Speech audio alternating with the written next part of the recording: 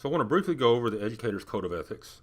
This Code of Ethics is going to be important as a foundational part of your profession, whether you're a teacher, administrator, whatever role you play there in the school. And it's also going to be important because when you take your Texas certification exam, whether it be principal or superintendent, this is going to be the foundation of that. And so anything that falls outside obviously is something that can't be done. And so the way I break it down is that they have three main parts to this. The first part is your relationship to the profession. The second is your relationship with colleagues.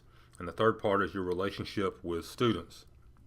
So in looking at your relationship to the profession, it basically talks about the need to follow the policies. And you have a lot of different things, policies and laws that are local, state, federal.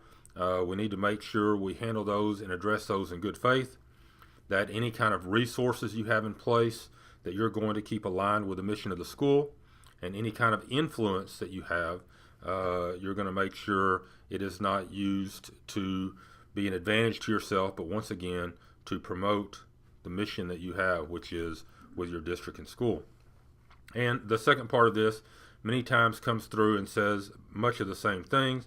They also throw in there not to consume alcohol beverages on school properties, but again, that kind of falls even with standard 1.10. They'll be of good moral character so that you can, in a beneficial way, instruct or supervise the youth of this state.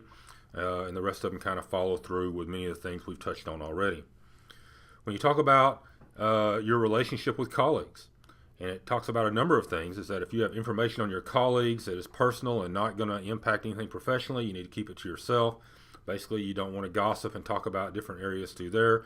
You want to make sure anytime you have influence on the position of colleagues or something related to their job, is that you keep everything professional and not anything where you take personal advantage of something that is not related to the professional attributes of the individual.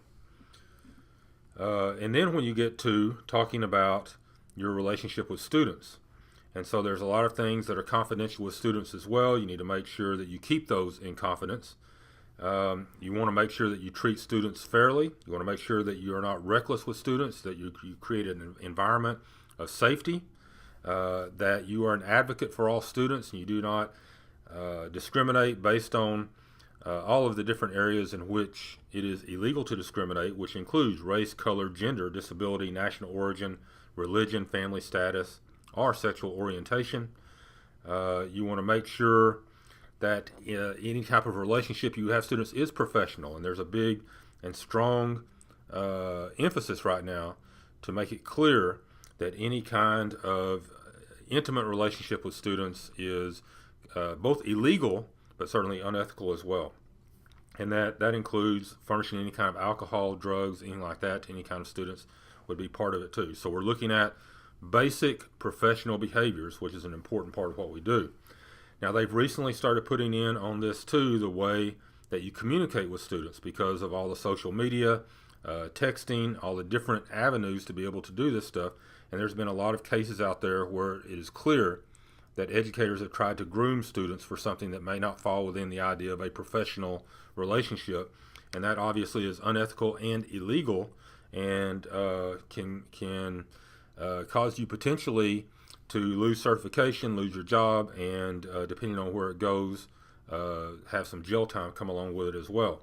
So there are definitely some ways when you communicate, regardless of what it is, to do it in a way that falls under the profession. I know coaches oftentimes talk about practices and different things like that. If at all possible, you want to make sure that parents' text messages are in there as well, and it's all within a group and not individuals.